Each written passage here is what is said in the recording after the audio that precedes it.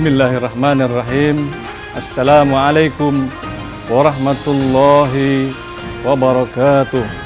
Para netizen dan segenap personil Angkatan Laut yang kami hormati, pada kesempatan kali ini izinkanlah kami akan menyampaikan satu materi yang berjudul peduli terhadap Al-Quran.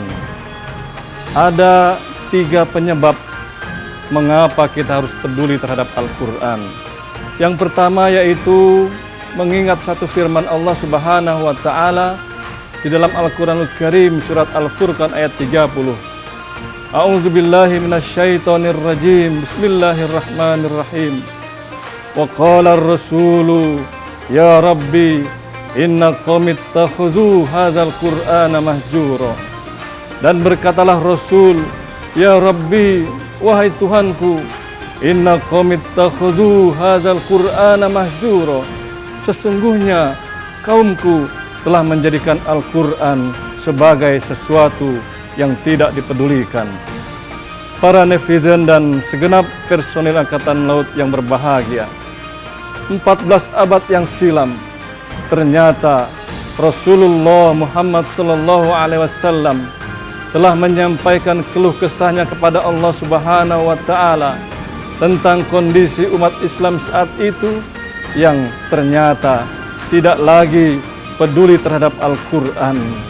Dan ketika kita melihat situasi dan kondisi saat ini, ternyata banyak juga umat Islam yang dalam kesehariannya mereka tidak lagi peduli, mereka tidak lagi menyempatkan diri untuk bisa membaca Al-Quranul Karim.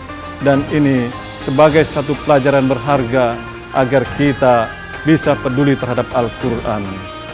Para netizen dan segenap personil Angkatan Laut yang berbahagia, penyebab yang kedua karena Al-Quran adalah petunjuk hidup manusia. Sebagaimana firman Allah Subhanahu wa taala di dalam Al-Quran surat Al-Baqarah ayat 185. A'udzubillahi minasyaitonir rajim. Bismillahirrahmanirrahim. Syahrul Ramadan allazi unzila fihil Qur'an hudan linnasi wa bayyinatin minal huda wal furqan.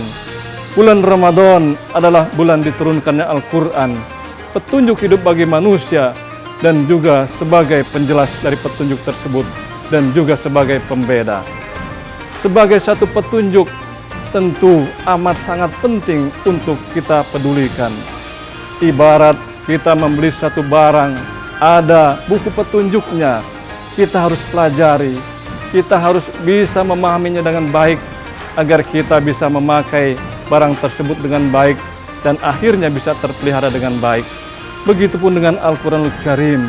Ketika Al-Quran kita berupaya menjadikannya sebagai petunjuk hidup kita, maka sudah pasti kebaikan akan bisa kita raih, baik kebahagiaan di dunia maupun kebahagiaan di akhirat. Kemudian penyebab yang ketiga adalah Al-Quran sebagai obat bagi kehidupan kita sehari-hari. Sebagaimana firman Allah Subhanahu wa taala dalam surat Al-Isra ayat 82. A'udzubillahi minasyaitonir rajim. Bismillahirrahmanirrahim. Wa nunazzilu minal Qur'ani ma huwa syifaa'u wa rahmatul lil mu'minin wa la yaziduz zalimina illa khasara. Dan tidaklah kami menurunkan Al-Quran kecuali sebagai obat penawar dan rahmat bagi orang-orang yang beriman. Dan tidaklah Al-Quran bagi orang-orang yang zalim kecuali hanya menambah kerugian semata.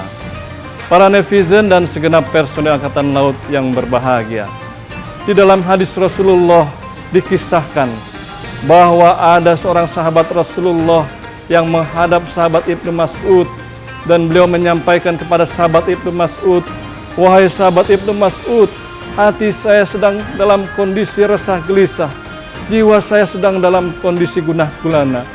Bagaimanakah gerangan menghilangkan nyawa Ibnu Mas'ud?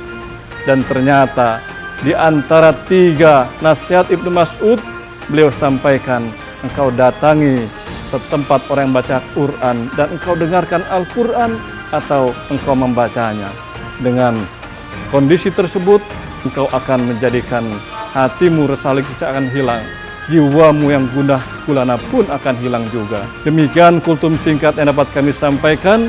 Walaupun singkat tapi mudah-mudahan dapat bermanfaat. Kurang lebihnya mohon maaf. Wabillahi taufik walhidayah. Walakum minkum. Wassalamualaikum warahmatullahi wabarakatuh.